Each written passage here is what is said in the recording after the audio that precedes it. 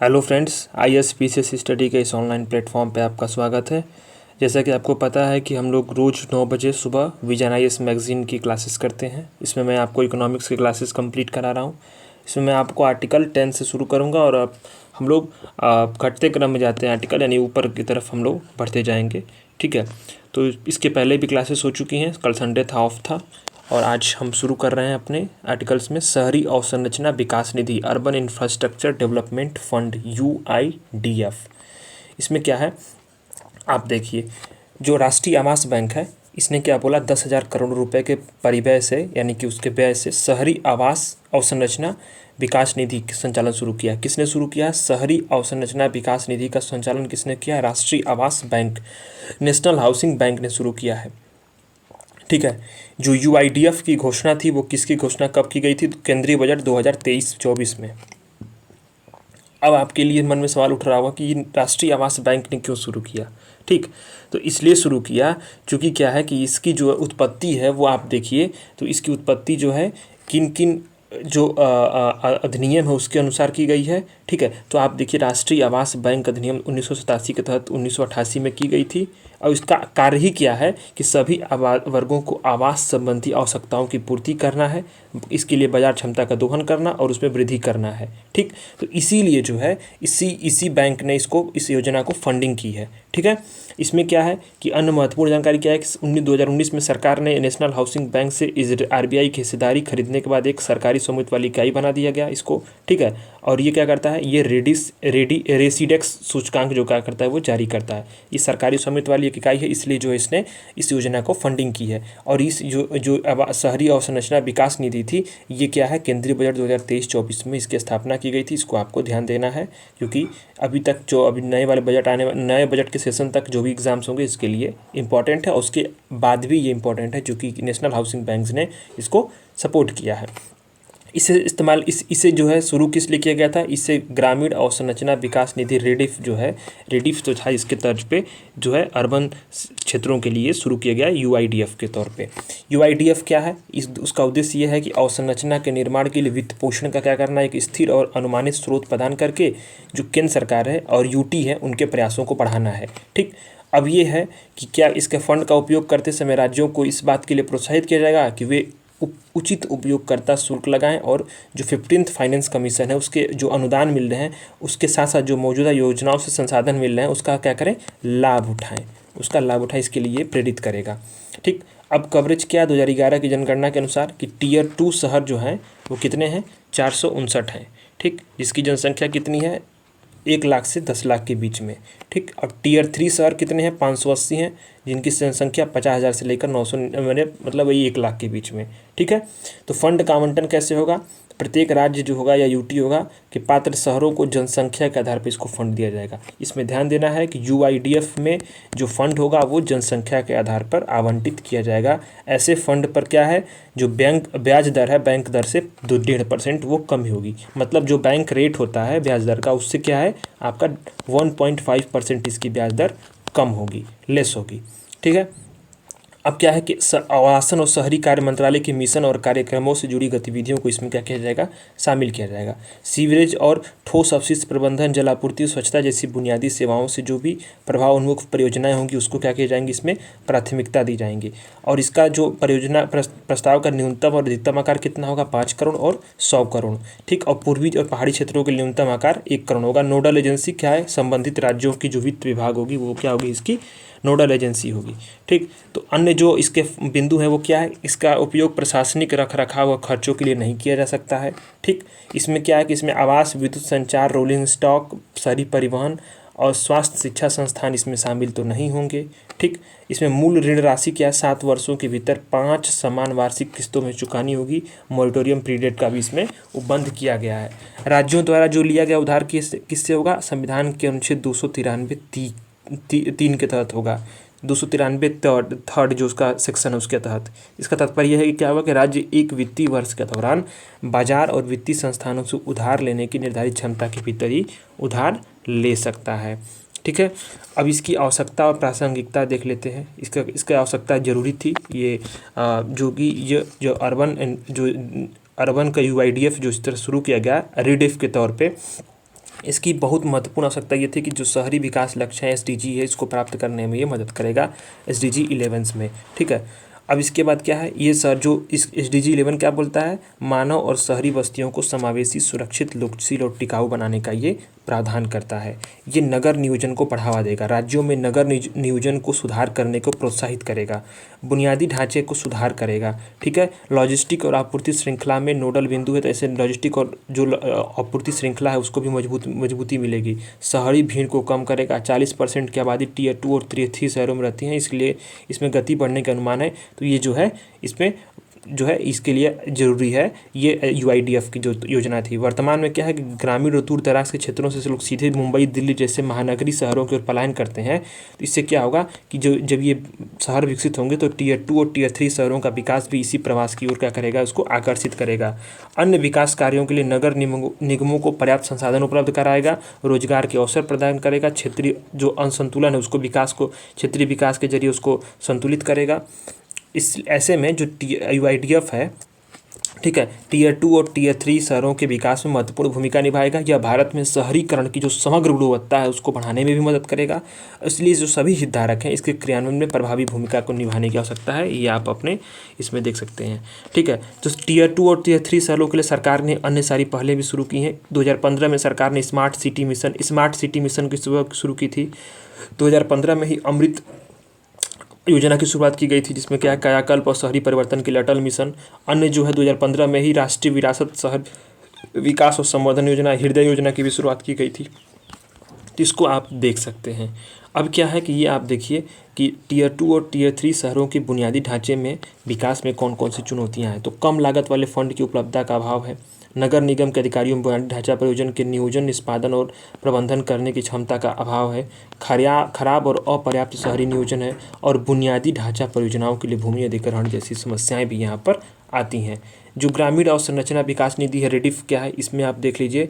ठीक, तो इसमें यह है कि इसके 1995-96 में स्थापित किया गया था। किसका उद्देश्य क्या था, ग्रामीण बुनियादी ढांचे परियोजनाओं का क्या करना है, फाइनेंस करना। इसको नाबार्ड करता है। ठीक है, इसको नाबार्ड जो है फाइनेंस करता है। जब घरेलू वित्त पोषण तंत्र क्या है, अब जब घरेलू वाणिज्यिक बैंक कृषि के लिए निर्धारित पब्लिक सेक्टर लैंडिंग, जो पीएसएल होता है पब्लिक सेक्टर लैंडिंग, इसके लक्ष्यों को पूरा नहीं कर पाते हैं, तो जो सीएसपीएल है वो क्या करता है, रेडिफ में योगदान करते हैं। ठीक है, तो आपको यहाँ ध्यान देना है कि यूआईडीएफ किसको फाइनेंस कर रहा है, एनएचबी कर रहा है, नेशनल हाउसिंग बैंक। ठीक है, और जो रेडिफ है यानी रूरल वाला, उसको कौन करता है, नाबार्ड फाइनेंस करता है। ठीक है, तो ये आपका कंप्लीट हो गया। और नेशनल हाउसिंग बैंक की जो हेडक्वार्टर है वो कहाँ पे है, नई दिल्ली में है। अर्बन इंफ्रास्ट्रक्चर डेवलपमेंट फंड यानी यूआईडीएफ की जो फंडिंग एनएचबी करता है। ठीक है, इसको आपको ध्यान देना है। अब हम आते हैं उड़ान योजना। हाल ही में क्या हुआ है कि जो कैग की रिपोर्ट आई है, किस पे आई है, उड़ान पे योजना पे, उड़े देश का आम नागरिक योजना पे कैग की ऑडिट रिपोर्ट क्या हुई है, संसद में पेश की गई। इसका उद्देश्य क्या है, एक क्षेत्रीय कनेक्टिविटी योजना है, रीजनल कनेक्टिविटी ये योजना बनाई गई थी। इसका उद्देश्य यह था कि दूर दराज वाले जो क्षेत्र हैं, अपनी क्षमता से जो कम उपयोग वाले हवाई अड्डों से वहनी यात्रा और बेहतर कनेक्टिविटी को क्या हो, इसमें बढ़ावा मिले। इसका उद्देश्य यह था कि क्षेत्रीय एयर कनेक्टिविटी के लिए मांग आधारित तंत्र की इसकी स्थापना की गई थी। आरंभ में इसे राष्ट्रीय नागर विमान नीति नेस्कैप NCAP 2016 के उद्देश्यों को पूरा करने के लिए 2017 में 10 वर्षों के लिए इसको यहाँ पे स्टार्ट किया गया। ठीक है, तो इसमें जो इस नीति में राजकोषीय सहायता और बुनियादी ढांचे के विकास के जरिए क्या हो, क्षेत्रीय हवाई कनेक्टिविटी को बढ़ाने के लिए रीजनल कनेक्टिविटी योजना इसके लिए बनाई गई। सबसे महत्वपूर्ण इसमें है प्री के लिए, इसको आप ध्यान दीजिएगा, यहाँ पे है नागर विमान मंत्रालय, MOCA, नागर विमान मंत्रालय क्या है, इसके लिए सबसे महत्वपूर्ण है। और क्रियान्वयन एजेंसी कौन सी है, भारतीय विमानपत्तक अधिनियम, airport authority of India. Airport authority of India क्या क्रियान्वयन करती है, एयरपोर्ट अथॉरिटी ऑफ इंडिया क्या कहती है, क्रियान्वयन एजेंसी है। और मंत्रालय इसके अंदर है नागर विमान मंत्रालय। ठीक है, इसकी प्रमुख विशेषताएं क्या हैं, ये जो रियायतें देती हैं किसको, केंद्र सरकार, राज्य सरकार, एयरलाइंस और एयरपोर्ट अथॉरिटी ऑपरेटर्स को रियायतें प्रदान करती हैं। वायबिलिटी गैप फंडिंग क्या है, जो भी रीजनल कनेक्टिविटी सर्विस हैं उस पे मार्गों पर जो विमान सेवाएं संचालित करते हैं उसके लिए क्या करती हैं, जो एयरलाइन ऑपरेटर्स होंगे उसको VGF के जरिए फंडिंग दी जाती है, मतलब वायबिलिटी गैप फंडिंग दी जाती है। ठीक है, RCF क्या है, क्षेत्रीय कनेक्टिविटी इससे क्या होगा, इससे क्षेत्रीय मार्गों पर वायु परिवहन के लिए जो VGF प्रदान के लिए सभी घरेलू उड़ानों पर क्या होगा, जो प्रतिष्ठान लेवी है शुल्क द्वारा इसको क्या किया जाएगा, इसको जो है वित्त पोषित किया जाएगा, फाइनेंस किया जाएगा। यानी प्रति प्रस्थान लेवी और शुल्क, लेवी और शुल्क दोनों के बीच में अंतर क्या है, कमेंट करेगा। नहीं पता होगा तो भी कमेंट करिए कि नहीं आ रहा, हम आपको बता देंगे। ठीक है, अब वो बेसिक जो इकोनॉमिक्स की क्लासेस होंगी उसी में आपको सारी चीज़ें डिफ्रेंशिएट करेंगे, क्योंकि अब क्लास काफ़ी लेंथी हो जाएगी अगर हम इकोनॉमिक्स के बेसिक कॉन्सेप्ट को यहाँ पे कवर करने लगे, तो इतना तो आपको पता होना ही चाहिए। बजटीय सहायता क्या है, एयरपोर्ट्स, हेलीपोर्ट्स, वाटर एरोड्रोम्स के विकास और पुनरुद्धार के लिए सरकार द्वारा क्या करती है, ये बजटीय सहायता होती है यहाँ पे। ठीक है, तो इसकी जो प्रमुख विशेषताएँ हैं यहाँ पर ये है। इसकी आवश्यकता और महत्व क्या है, तो आवश्यकता इसलिए है और महत्व इसलिए हो सकता है कि आप देखिए क्या है, क्षेत्रीय विकास को ये बढ़ावा देने में बहुत महत्वपूर्ण भूमिका निभा सकती है। क्षेत्रीय विकास Tier 2 और Tier 3 शहरों में हवाई अड्डों के लिए कई सारे नई उड़ानें शुरू करने से क्या होगी, जो इसके लोगों के विकास के संबंधी आकांक्षाएं होंगी वो पूरी होगी, और संरचना के मामले में क्षेत्रीय असमानता भी इसमें कम होगी। मोबिलिटी और एक्सेसिबिलिटी से क्या होगा, पूर्वोत्तर भारत आदि के लोगों में आवागमन आसान हो जाएगा। विकास का चालक क्या है, इसे FDI के माध्यम से निवेश जैसी विकासात्मक गतिविधियाँ सुगम बनेगी। आपदा प्रबंधन में कार्रवाई और राहत बचाव संभव होगा। सांस्कृतिक पर्यटन आदान प्रदान के स्वदेश दर्शन जैसी पहलों को बजट बढ़ावा देने में और फाइनेंस करने में भी इसको क्या मिलेगी, अतिरिक्त मदद मिलेगी। इस हालांकि जो भी कैग ने कुछ प्रमुख समस्याओं की पहचान की है इस योजना में क्या है, हेलीपोर्ट्स की पहचान, यानी कि एयरपोर्ट अथॉरिटी इंडिया और नागर विमान मंत्रालय द्वारा क्षमता के आधार पर सक्षम हेलीपोर्ट की पहचान करने का कोई भी प्रयास नहीं किया गया है। इसको आप सीधे मेंस का आंसर में आप लिख सकते हैं, इस योजना के नेगेटिव पॉइंट्स के बीच में या फिर आलोचना या जो भी समस्याएं हैं उसमें आप लिख सकते हैं। ठीक, अब इसमें क्या है कि अधिकांश जो एयरपोर्ट की पहचान है वो किसके आधार पर, ये हेलीकॉप्टर ऑपरेटर्स द्वारा पेश किए गए प्रस्ताव के आधार पर की गई है। मतलब क्षमता के आधार पर नहीं बल्कि प्रस्ताव के आधार पर इसको लिया गया है। ठीक है, इसके बाद का नियमों का अभाव हो गया है। कई सारे जो है उसमें लेवी के संग्रह वितरण को कोई नियम नहीं बनाए गए हैं। ठीक, कोई दंडात्मक प्रावधान नहीं हुआ है अगर लेवी में जो वसूली में देरी हो रही है तो। ठीक, प्रावधानों का अनुपालन भी नहीं हुआ है। क्षेत्रीय कनेक्टिविटी सलाहकार बोर्ड ने ऑपरेटर्स द्वारा जो है स्व प्रमाणन के आधार पर एयरपोर्ट अथॉरिटी की VGF दावों को स्वीकार करने का निर्णय लिया था, लेकिन जो इसमें बहुत सारे स्व प्रमाणन की वजह से योजना के जो अनेक जो प्रावधान है उसको अनुपालन वहाँ पे नहीं किया गया। ठीक है, बड़ी बनाम छोटी एयरलाइंस कंपनियां, बहुत सारी जो छोटी एयरलाइंस कंपनियां उसको बड़ी एयरलाइंस कंपनियों से प्रतिस्पर्धा करनी पड़ती है। ऐसे में संसाधनों की कमी की वजह से छोटी एयरलाइंस को क्या हो रहा है, नुकसान उठाना पड़ रहा है। अधिकांश जो स्मॉल एयरलाइंस है उन मार्गों पर सेवाएं दे रही है जिस पर क्या है, पर्याप्त यात्री नहीं है। इससे क्या हो रहा है, वहाँ पे उनको घाटा हो रहा है। परिचालन की उच्च लागत हो रही है। ईंधन रख रखाव की बढ़ती लागत कारण क्या है कि एयरलाइन जो है ऑपरेटर्स क्षेत्रीय मार्गों पर विमान सेवा चलाने में रुचि नहीं ले रहे हैं। तो इसमें कैग ने क्या सिफारिश दी है उसको आप सीधे आप अपने मेंस के आंसर में अगर आएगा तो आप लिख सकते हैं कि व्यवहार्यता, लंबे समय तक क्या है कि विमान सेवाएं जारी रखने के लिए लक्ष्य की प्राप्ति के लिए मार्गों की व्यवहार्यता का आकलन करना बहुत जरूरी है। पुनरुद्धार और विकास के लिए हवाई अड्डों की पहचान के लिए बेहतर तंत्र तैयार करना चाहिए। एयरलाइन द्वारा एकत्र की गई RCF लेवी की निगरानी के लिए तंत्र निगरानी करनी चाहिए, स्थापित करनी चाहिए। और क्या है कि दंडात्मक प्रावधान को जोड़ना है। जो भी मानक संचालन प्रक्रिया के मसौदे के अनुसार क्या है, जो भी कि जो RCF की लेवी है उसके दावों का तुरंत निपटान किया जाए, और जो भी लेवी की वसूली में बकाया में देरी हो रही है तो उसके अलावा दंडात्मक प्रावधान किया जाए। ठीक है, इसके बाद उसके जो वायबिलिटी गैप फंडिंग है उसका समाधान करना है। यानी स्व प्रमाणन के आधार पर वितरित करने के बाद क्या है कि ऑपरेटर्स, एयरपोर्ट ऑपरेटर के पास उपलब्ध उड़ान डेटा के आधार पर क्या है, इसके लिए VGF दावों की पुष्टि के लिए उपयुक्त तंत्र तैयार करना चाहिए। ऐसी जो है ये कौन बात बताया है, ऐसी बताया कैग ने। ठीक है, तो इसको आप अपने आंसर्स में लिख सकते हैं। अब आते हैं हम Bharat new car assessment programme, Bharat NSAP। ठीक, ये शुरू किस लिए की गई है, ये जो है भारत जो वाहनों की दुर्घटनाग्रस्त टेस्ट होती है उसमें सेफ्टी टेस्ट होता है, उसको वर्ल्ड लेवल पे ग्लोबल NSAP था, उसी के स्तर पे भारत में भी एक भारत NSAP की शुरुआत की है। ठीक है, तो आप इसको इसमें प्री के हिसाब से बहुत महत्वपूर्ण है और मेंस के हिसाब से भी ये महत्वपूर्ण है। तो प्री में क्या महत्वपूर्ण है, प्री में ये देख सकते हैं कि किस मंत्रालय ने इसको शुरू किया है। तो सड़क परिवहन और राजमार्ग मंत्रालय ने वाहनों के दुर्घटनाग्रस्त होने की स्थिति में सेफ्टी टेस्ट के लिए क्या किया, स्वदेशी स्टार रेटिंग प्रणाली है। ये स्वदेशी स्टार रेटिंग प्रणाली है, इसको ध्यान देना है, भारत NSAP। इसमें क्या है कि इसमें इसकी प्रणाली के तहत क्या होगा कि भारतीय जो कार निर्माता हैं 5 स्टार रेटिंग स्केल पर अपने वाहनों का क्रैश सेफ्टी टेस्ट और सुरक्षा आकलन कर सकते हैं। ठीक, यह ऑटोमेटिक इंडस्ट्री जो रेटिंग क्या है, ऑटोमेटिव इंडस्ट्री स्टैंडर्ड जो है AIS 197 के अनुरूप है, 197 के अनुरूप है। AIS 197 में क्या होता है, समग्र मूल्यांकन पद्धति, वाहन चयन की प्रक्रिया, अलग अलग टेस्ट और उसके आकलन से संबंधित क्या होते हैं, प्रोटोकॉल होते हैं। मतलब इसमें आपको इंपॉर्टेंट ये देना किस मंत्रालय ने शुरू किया है, ये क्या है, स्वदेशी स्टार रेटिंग है। इसमें 1 से 5 स्केल पर क्या है कि वाहनों का सेफ्टी, क्रैश टेस्ट और सुरक्षा हो सकता है। ठीक, ये जो प्रणाली है वो global new car assessment, global NSAP पे क्या है, ये आधारित है। इसमें यानी कि क्या है, यह ग्लोबल प्रोग्राम क्या करता है, UN के जो मोटर वाहन सुरक्षा मानकों को दुनिया भर में जो यूनिवर्सल रूप से अपनाने का मौका देता है। इसी तरह से भारत ने भी अपनी एक स्वदेशी स्टार रेटिंग फंडिंग की शुरुआत की है। ग्लोबल NSAP क्या है, टुवर्ड्स जीरो फाउंडेशन की एक प्रमुख योजना है। यहाँ ध्यान देना है, ये एक चैरिटी संस्था यूनाइटेड किंगडम में, ये UN की संस्था नहीं। UPSC यहाँ पे UN की संस्था बनाकर आपको स्टेटमेंट देगा जो आपको गलत करके चले आएंगे। तो ध्यान देना है, प्री में ये टुवर्ड्स जीरो फाउंडेशन की एक योजना है जो भी क्या है, चैरिटी संस्था है। ये UN की योजना नहीं है ग्लोबल NSAP।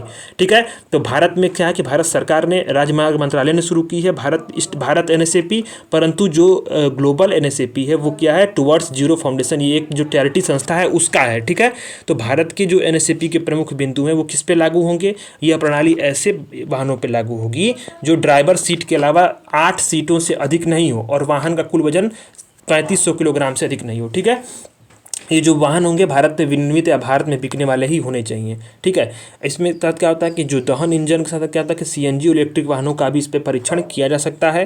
टेस्ट प्रोटोकॉल में अगर देखा जाए तो एडल्ट ऑक्यूपेटरी सेफ्टी, चाइल्ड ऑक्यूपेटरी सेफ्टी और कार में लगाई गई जो सेफ्टी असिस्ट टोकोलॉजी का आकलन किया जाएगा। इसके लिए 3 टेस्ट किए जाएंगे, frontal impact test, side impact test और साइड पोल इम्पैक्ट टेस्ट। इसको आपको जानना नहीं है, बस आप जान लीजिए कि क्या है, प्री के लिए ज़्यादा इंपॉर्टेंट नहीं है इसमें। ठीक है, टेस्ट का प्रारूप क्या है, वैसे ये टेस्ट क्या है, स्वैच्छिक प्रवृत्ति का है, इस पे ध्यान देना है।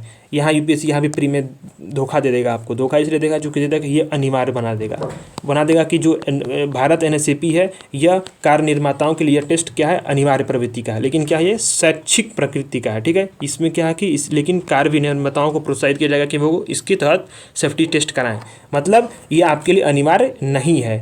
ठीक है, अब इसके बाद इस योजना के तहत जो सेफ्टी टेस्ट का कार्य किसको दिया गया है, automotive research association of India ARAI को सौंपा गया है, जहाँ पे क्या है, पुणे और चोकन में क्या है, अपनी प्रयोगशालाओं में वाहनों का टेस्ट होगा। लेकिन क्या है, ये टेस्ट क्या है, ये स्वैच्छिक है। ठीक है, इसको स्वैच्छिक टेस्ट माना गया है। ठीक, अब क्या है महत्व इसमें देखिए, ये सब छोड़िए इसको, अब आप महत्व देखिए। महत्व में ये है कि सड़क सुरक्षा को, यह जो है कि सड़क सुरक्षा को मजबूत करेगी। मतलब क्या है कि उपभोक्ताओं को कार खरीदने और सोच समझकर निर्णय लेने में मदद करेगी, प्रौद्योगिकी को प्रोत्साहित करेगी, विनिर्माण प्रक्रियाओं को क्या होगा कि जो मतलब सड़क सुरक्षा नियमों के अनुरूप बनाने में मदद मिलेगा इसको, लागत प्रभावी होगा। विदेशों में होने वाले सेफ्टी टेस्ट की जो लागत है वो 2.5 करोड़ होती है, जबकि भारत में जब लागत टेस्ट जो भी होगी भारत NSAP के दूध होगी तो ये 60 लाख में ही आएगा। ठीक है, इससे प्रतिस्पर्धा में भी बढ़ावा मिलेगा, वैश्विक बाजार में भारतीय के निर्यात में इसकी वृद्धि होगी। ठीक है, तो इसका निष्कर्ष ये हो सकता है कि भारत में जो NSAP है इससे लागू होने से सड़क दुर्घटनाओं में मौतें और घायलों की संख्या को कम करने तथा स्वास्थ्य देखभाल सेवा और विमान क्षेत्र पर दबाव को कम करने में यह मदद मिलेगी। निष्कर्ष में आपको ये लिखना है कि भारत में NCAP लागू होने से सड़क सुरक्षा दुर्घटनाओं में होने वाली मौतें और घायलों की संख्या को कम करने तथा स्वास्थ्य देखभाल सेवा और बीमा क्षेत्र पर दबाव को कम करने में मदद मिलेगी। इससे क्या होगा कि जो सड़क दुर्घटनाओं में होने वाली मौतों और घायलों से जो उत्पन्न मानसिक क्षति होगी उसको कम करने से सकारात्मक सामाजिक प्रभाव को बढ़ावा मिलेगा। ये आपके मेंस के आंसर के लिए जरूरी हो सकता है। ठीक है, आप इसमें अब यहाँ देखिए कि जो वैश्विक मानक है उसके साथ भारत की जो NCAP है उसकी जो तुलना की गई है, इसमें आपको देखना क्या देखना है, व्हीपलेस टेस्ट जो है व्हीपलेस टेस्ट है भारत में शामिल नहीं है। ठीक है, इसको देखना है। और पैदल यात्री सुरक्षा ये भी भारत में शामिल नहीं है। तो दो चीज़ों को देखना है, व्हीपलेस टेस्ट और पैदल यात्री सुरक्षा, बाकी इसको छोड़ देना है। ठीक है, इसमें प्री के लिए इंपॉर्टेंट जो था बस ये था, मंत्रालय देख लीजिए। ये स्वदेशी स्टार रेटिंग है, इसमें 1 से 5 तक होता है, ऑटोमेटिव इंडस्ट्री स्टैंडर्ड के अनुरूप है।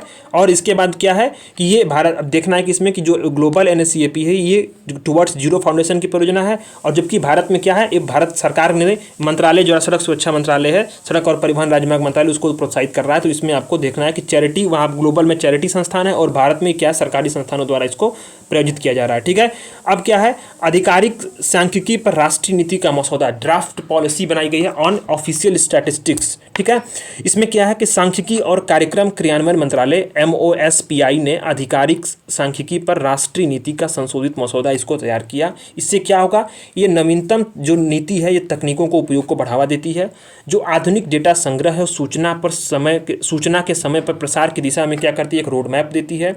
ये क्या करती है नीति जो है, सांख्यिकी पर यूएन के मौलिक सिद्धांत जो हैं, ठीक है, जो यूएन के मौलिक सिद्धांत, United nation fundamental principle of official statistics के क्या करती है, इसको समर्थन करती है। भारत ने 2016 में इसको UNFPOS को अपनाया था, ठीक है, भारत ने 2016 में इसको अपनाया था। इसमें क्या है, इसमें ऑफिशियल स्टैटिस्टिक्स की परिभाषा क्या है, आधिकारिक सांख्यिकी की परिभाषा यह है कि आधिकारिक सांख्यिकी में सरकारी एजेंसियों द्वारा एकत्रित आंकड़े शामिल होते हैं। ये आंकड़े सांख्यिकी सर्वेक्षणों, प्रशासनिक व पंजीकरण रिकॉर्ड्स और नियमित रूप से प्रकाशित किए जाने वाले अन्य दस्तावेजों से क्या किए जाते हैं, एकत्र किए जाते हैं। तो वर्तमान में इसकी स्थिति क्या है, भारत में जो आधिकारिक सांख्यिकी प्रणाली है उसकी वर्तमान की स्थिति आपको देखना बहुत जरूरी है, तभी आप इसके आगे की जो मुद्दे, चुनौतियां और आगे की राह आप लिख पाएंगे। तो भारत में जो आधिकारिक सांख्यिकी प्रणाली की वर्तमान स्थिति, उसमें क्या केंद्र सरकार की भूमिका क्या है, वो बहुत महत्वपूर्ण है। आधिकारिक सांख्यिकी प्रणाली में इसमें आपको ध्यान देना है कि जो राष्ट्रीय स्तर पर MOSAP है, देश में सांख्यिकी प्रणाली के लिए क्या है, ये एकीकृत विकास की योजना बनाने के लिए क्या है, नोडल एजेंसी है, ठीक है, इसमें ध्यान देना है आपको। राज्य सरकार की यहाँ पे क्या भूमिका होती है कि राज्यों में आधिकारिक सांख्यिकी प्रणाली आमतौर पर राज्य सरकार के विभागों और मुख्य रूप से क्षैतिज रूप में विकेंद्रीकृत होती है। शीर्ष स्तर पर क्या होता है, आर्थिकी सांख्यिकी निदेशालय होता है, फिर इसके बाद राज्य और केंद्र शासित प्रदेशों में सांख्यिकी गतिविधियों क्या करता है, ये समन्वय करता है। अब इसके साथ साथ एक चीज़ और देखना है कि भारत में राष्ट्रीय सांख्यिकी आयोग भी है, नेशनल स्टैटिस्टिकल कमीशन भी है, NSC। ये क्या करती है, सांख्यिकी मामलों पर एक शीर्ष सलाहकारी निकाय है, शीर्ष सलाहकारी निकाय है। ये कौन है, राष्ट्रीय सांख्यिकी आयोग। राष्ट्रीय सांख्यिकी आयोग है, क्या है, ये एक शीर्ष सलाहकारी निकाय है। यह केंद्र सरकार ने 2006 में इसका गठन किया था, इसको ध्यान देना है। और किसकी सिफारिश पर, सी रंगराजन की आयोग की सिफारिश पर, सी रंगराजन आयोग की सिफारिश पर क्या है, इसकी गठन की गई थी। और 7वीं अनुसूची में देखा जाए तो 7वीं अनुसूची में इसको स्थान मिला है। सांख्यिकी जो है वो क्या है, संघ सूची की प्रविष्टि जो है 94 और समवर्ती सूची की प्रविष्टि 45 में इसको शामिल किया गया। मतलब दोनों सूचियों में इसको शामिल किया गया है। संघ जो ये सांख्यिकी है, ये प्री के लिए इंपॉर्टेंट है। प्री के लिए कौन कौन से इंपॉर्टेंट है, 7वीं अनुसूची में स्थान है इसको, ठीक, संघ सूची, ठीक, और समवर्ती सूची में भी है। अच्छा, राष्ट्रीय सांख्यिकी आयोग, इसको ध्यान देना है। राज्य सरकार की भूमिका को भी ध्यान देना है और आपको देखना है कि केंद्र सरकार के बीच में भी इसकी क्या स्थितियां हैं। अब इसकी विशेषताएं क्या होनी चाहिए, जो कोर मुख्य सांख्यिकी उसकी विशेषता क्या होनी चाहिए, ये ध्यान देना आपको बहुत जरूरी होता है। तो ये क्या है कि राज्य सरकार के लिए सभी स्तरों पर जो निर्धारित प्रोटोकॉल है उसके अनुसार इसका संग्रह और प्रसार करना अनिवार्य है। यह राष्ट्रीय महत्व का होना चाहिए। एक बात और भी है, जो कोर और मुख्य सांख्यिकी की ये विशेषताएं होती हैं, इसमें निर्धारित परिभाषाओं, जो अवधारणाएं हैं, जो मानकों की इसका अनुरूप है, इसको इसके अनुसार होना चाहिए। पूर्व निर्धारित समय और अंतराल और समय के साथ अपडेट किया जाना चाहिए। अलग पृथक स्तरों पर इसको उपलब्ध कराना आवश्यक होता है, ठीक है। तो ये जो है आपका मुख्य जो इसकी विशेषताएं हैं वो आप देख लिए। अब कानून क्या है इसके लिए सांख्यिकी के संबंधित बहुत सारे कानून हैं। और कौन कौन से कानून हैं, इस कानूनों का आपको भी ध्यान देना है, प्री के लिए थोड़ा सा इंपॉर्टेंट होगा। इस सांख्यिकी से संबंधित क्या है कि जो विशेष कानूनों के तहत जो सांख्यिकी गतिविधियों का संचालन किया जाता है, इस कानूनों में कौन कौन से कानून हैं, जनसंख्या अधिनियम 1948, जन्म और मृत्यु पंजीकरण 1969 और सांख्यिकी संग्रह अधिनियम 2008। इसमें 3 कानून हैं। इसको कानूनों जहाँ से सांख्यिकी को यानी स्टैटिस्टिक्स को संचालित और विनियमित किया जाता है। कौन कौन से हैं, जनगणना अधिनियम 1948, जन्म और मृत्यु पंजीकरण 1969 और सांख्यिकी संग्रह अधिनियम 2008, ठीक है, 2008। और इसी में जो है आप उसके पहले आप देख लीजिए 2006 में राष्ट्रीय सांख्यिकी आयोग का सरकार ने गठन किया था, जो एक शीर्ष सलाहकारी निकाय है। शब्द को ध्यान दीजिएगा, सलाहकारी निकाय। ये नहीं आपको देना है कि ये एक संवैधानिक निकाय है, गैर संवैधानिक निकाय है, या आपको एक स्टैट्यूटरी बॉडी, ऐसा कुछ नहीं है, बल्कि एक सलाहकारी निकाय है जिसको सी रंगराजन आयोग की जो सिफारिश पर इसको लाया गया था। इसकी महत्व और जो आवश्यकता क्या है, किसकी महत्व और आवश्यकता, ठीक है, तो national policy on official statistics, ठीक है, इसकी जो महत्ता क्या है इसको जरूर देखना जरूरी है और आवश्यकता क्यों है। तो डेटा गुणवत्ता में से सुधार होगा, सर्वेक्षणों में नवाचारों को अपनाने, रिस्पोंडेंट के बोझ में कमी करने और प्रशासनिक आंकड़ों के दक्षतापूर्वक उपयोग, निरंतर निगरानी से डेटा की गुणवत्ता में क्या होगा, सुधार होगा। डिजिटल रूपांतरण यानी कि NPOS क्या करेगा, समकालीन डिजिटल संचालित सांख्यिकी रूपांतरणों का यह समर्थन करेगा। इससे डेटा संग्रह, संकलन यानी कंपाइलेशन, प्रोसेसिंग या भंडारण, एकीकरण, विश्लेषण जैसी गतिविधियों में क्रांतिकारी बदलाव आएगी। बहुत सारे जो उभरती हुई तकनीक जैसे big data analysis, artificial intelligence और मशीन लर्निंग, ब्लॉकचेन आदि को इसमें अपनाया जाएगा। जनता के विश्वास में वृद्धि होगी, यानी इससे कदमों से जो जनता का विश्वास बढ़ेगा, परिणामस्वरूप सरकार पर लोगों का भरोसा बढ़ेगा, गुणवत्तापूर्वक डेटा समय पर जारी होगा, नागरिक वर्ग की भागीदारी सूचनाओं तक पहुंच होगी और उपयोगकर्ताओं के फीडबैक में यहाँ पे इसको शामिल किया जाएगा। नीति में उल्लिखित प्रमुख पहले और प्रमुख क्षेत्र कौन कौन से हैं? एकीकृत डेटा प्रणाली का यहाँ पे निर्माण हो सकेगा, आईडीएस। इसके द्वारा डेटा सेट को बिना किसी बाधा के आपस में जोड़ा जाएगा। इसके अलावा जो है राष्ट्रीय और राज्य स्तर पर डेटा उपलब्ध कराने वाली विभिन्न प्रणालियों को बीच का किया जाएगा, तालमेल सुनिश्चित किया जाएगा। ठीक, इसको भी आपको ध्यान देना है। डिजिटल सर्वेक्षण प्लेटफॉर्म, यानी इससे क्या हो, कंप्यूटर की सहायता से इंटरव्यू और ऑनलाइन डेटा इंटरचेंज के लिए इसको यूज किया जाएगा। डेटा वेयर हाउस, ये क्या है? मेटा डेटा रिपोजिटरी के तहत डेटा प्राप्ति, भंडारण और प्रसंस्करण और विश्लेषण के लिए महत्वपूर्ण होगा। ठीक, नवाचार केंद्र होगा, यानी आर्टिफिशियल इंटेलिजेंस, मशीन लर्निंग जैसी उभरती प्रौद्योगिकियों के इस्तेमाल के लिए, और अत्याधुनिक आउटपुट सिस्टम होगा डेटा तक बेहतर पहुंच और डेटा के सरल प्रसार के लिए। अब मैं यहाँ ध्यान देना, इसमें क्या है, महत्वपूर्ण पहलें इसके लिए की गई हैं। ठीक है, इसको हम बता रहे हैं आपको। कोर आधिकारिक सांख्यिकी क्या होगी? मुख्य जो सांख्यिकी उत्पादों हैं, जैसे कि सकल घरेलू उत्पाद, मूल्य सूचकांक और एसडीजीज को कोर सांख्यिकी के रूप में इसको क्या किया जाएगा? डिजाइन किया जाएगा। 8 डोमेन क्षेत्रों के लिए कोर सांख्यिकी की एक सूची भी इसके लिए तैयार की गई है। सर्वेक्षण उद्योग नवाचार में क्या है? इसके तहत अलग अलग सर्वेक्षणों के नियोजन और विकास को एक नई दिशा देने का यहाँ पे प्रयास किया गया है। ठीक है, इससे क्या होगा कि जो डेटा उपलब्ध में जो कमियां होंगी उसकी पहचान की जाएगी, दोहराव से बचा जाएगा, निर्धारित सीमा को बनाए रखते हुए इसके परिणामों को जारी किया जाएगा। आधिकारिक सांख्यिकी की गुणवत्ता में इसकी वृद्धि होगी। इससे क्या होगा? सांख्यिकी की समय समय पर समीक्षा, उसमें शामिल चरणों का दस्तावेजीकरण होगा। नीति आयोग के डेटा गवर्नेंस क्वालिटी इंडेक्स के अनुरूप होगा। एडवांस तकनीकी उपयोगों का क्या रहेगा? उपयोग किया जाएगा। सांख्यिकी समन्वय को बढ़ावा मिलेगा। इससे केंद्रीय मंत्रालय और राज्यों के हेतु एक संस्थागत तंत्र की स्थापना का बंद किया गया है। इससे क्या होगा? इसका उद्देश्य क्या है? सलाहकारों की सहायता से MOSPI के साथ क्या करना है? इसका समन्वय करना है। ठीक है, अब यहाँ पे देखा कि इससे एक 2-3 चीज़ें और भी होंगी। इससे क्या होगा? सांख्यिकी अधिकारियों की क्षमता का विकास भी हो सकेगा, जिसमें क्या है, विभिन्न गतिविधि योजनाओं को वित्त पोषित कर सांख्यिकी अधिकारियों की क्षमता का विकास किया जाएगा। और इसमें प्रशिक्षण, बुनियादी ढांचे का विस्तार, जन जागरूकता का कार्य और सांख्यिकी पेशेवरों को अंतर्राष्ट्रीय पद्धतियों से क्या किया जाएगा? अवगत कराया जाएगा। NPOS क्या है? भरोसेमंद, सामयिक और विश्वसनीय सामाजिक आर्थिक डेटा प्रदान करने के लिए तो एक मजबूत और आधुनिक ढांचा भी प्रदान करेगा, और इसके अलावा डेटा द्वारा संचालित शासन और निर्णय प्रणाली को शुरू करने में भी यह मदद करेगा। निष्कर्ष में आप अपने मेंस में लिख सकते हैं। तो हमने इसमें देख लिया कि जो ड्राफ्ट पॉलिसी थी, इसमें प्री के लिए इंपॉर्टेंट किस मंत्रालय के तहत शुरू किया गया है। ठीक, उसकी ऑफिशियल परिभाषा को आप देख लीजिए। ऑफिशियल परिभाषा जो है वो UNFOPS के तहत है। भारत ने 2016 में इसको अपनाया था। ये ऑफिशियल परिभाषा को आपको ध्यान देना है। यहाँ से सवाल, ऑफिशियल परिभाषा से सवाल बन सकते हैं प्री में। केंद्र सरकार की भूमिका, राज्य सरकार की भूमिका, राष्ट्रीय सांख्यिकी आयोग, 7वीं अनुसूची, कानून, इसको आपको प्री के लिए ध्यान देना है। बाकी चीज़ें महत्व और मुद्दे और जो इसकी जो अन्य चीज़ें निष्कर्ष हैं, ये आपको मेंस के लिए इंपॉर्टेंट हैं। ठीक है, तो ये कंटेंट आपका आज का खत्म हो गया। और कोई दिक्कत हो तो आप तुरंत सवाल पूछिएगा। टेलीग्राम को भी ज्वाइन रखिए। 12 बजे एथिक्स क्लास जरूर देखिएगा। धन्यवाद।